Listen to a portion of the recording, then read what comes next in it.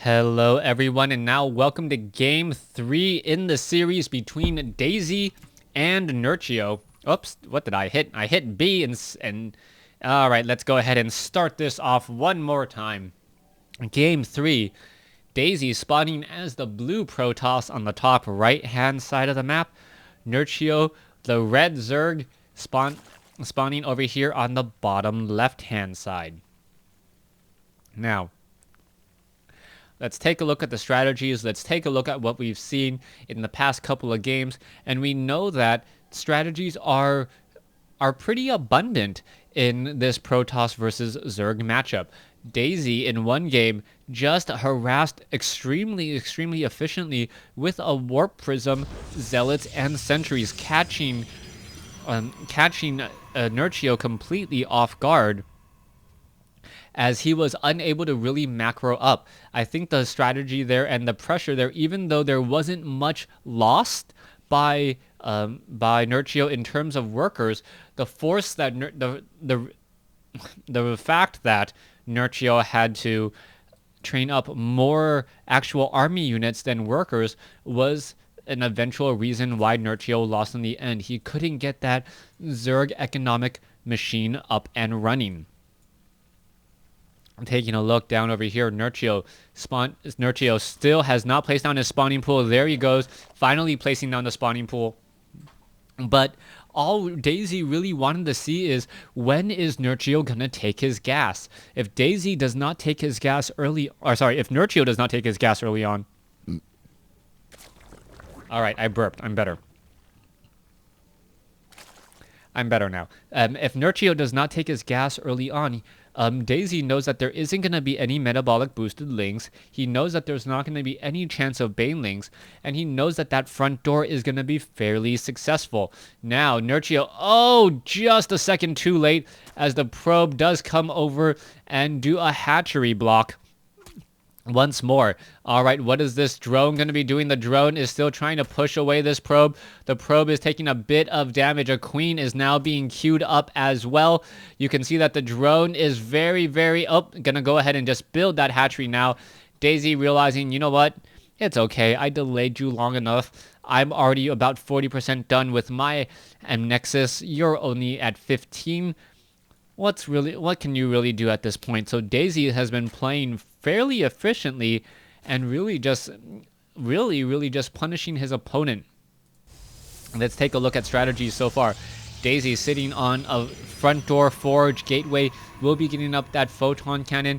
I am surprised that this pylon's not actually perhaps back over here a little bit more, but then again, we may see the cybernetics core placed down here for that long hallway, that long gauntlet that makes it very difficult for Zerglings to perhaps run by. We are not going to see any heavy aggression. Instead, Nerchio taking up a very fast third base, and this will be scouted out by Daisy. And Daisy, knowing about this third, what is his follow-up plan going to be, as Nerchio now knows that Daisy knows about that third base? Now, pretty much I have been wrong on every occasion in terms of trying to predict what Daisy is going to do. It looks like, actually, I'm not going to even try. If he takes up one more gas, and that would be an Immortal Sentry all in. Is he training up sentries yet? The Cybernetics Core is up on the high ground, something you won't be able to do in Heart of the Swarm. Having a pylon on the low ground, power up onto the high ground. One other way to make sure that 4-gate is no longer nearly as friendly to Protoss players. Gateway and Forge, level 1 weapons upgrade. Daisy still just double training up probes. He now needs to perhaps be hitting a little bit of chrono boost. It's seen at 35/36. More pylons do need to be warped in as well. And so far, not much to talk about. Nerchio with this third base here does have a queen already there, only sitting on 3 queens total. Has not yet decided to go into the higher queen count. Drones very excited to try and harvest some gas. Apparently Vespene gas is very flammable. If you guys don't believe me, ask. Well, then that doesn't really explain why stalkers need Vespene gas. All right, I guess I will never understand Protoss tech. Then again, I don't understand Zerg tech either. Why would Zerg need a flammable gas? Let's take a look at the strategies. Overlords are off here. Nerchio currently sitting, I believe this is 16 drones. No, 15 it looks like. No, okay, so down 1, 2, 3 patches. So yeah, it looks like it will be in fact 13.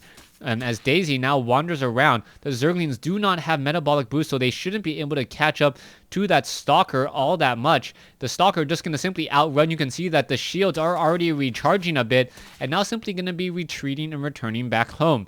A Warp Prism is being added. Are we going to perhaps see Zealot, Warp Prism, Sentry, that cute play that we saw in Game 1 once more? The Sentry is now doing a quick roundabout, making sure that there is no Overlords out of position anywhere.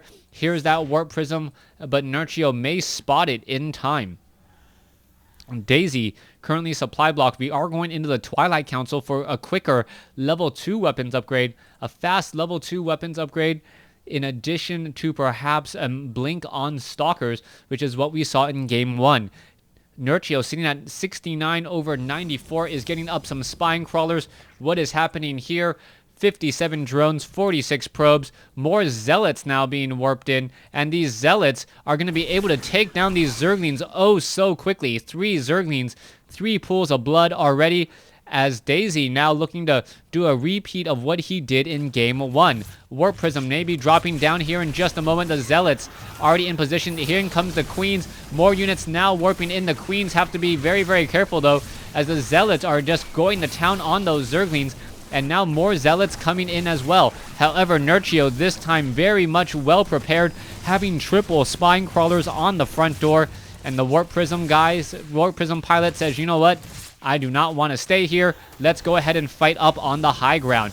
More Zealots now warping in. Zealots only need 28 seconds to train, as spine crawlers are now being utilized from the low ground. However, that's not going to be successful, as Nerchio getting in some good transfusions, but still unable to keep his army alive. This is an absolute repeat of what we saw in Game 1. This Zealot Sentry push, and this is one of those instances where, if you think about it, 2 Zealots and 1 Sentry is as expensive as 2 Stalkers. So that is the reason why you see so many units come out from Daisy.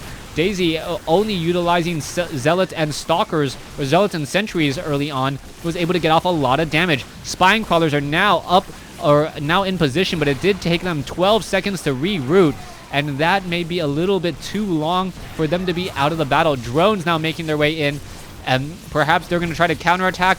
Drones now making their way in, down inside the main base. A Queen going to get taken down. Mutalisk going after the Warp Prism. Warp Prism trying to fly and do some fancy flying. Is it going to be enough? The Mutalisks are taking a lot more damage as the Spine Crawlers are now having, or have been rerouted. All right, so damage is now being dealt. There goes a Spine Crawler. There goes a Mutalisk.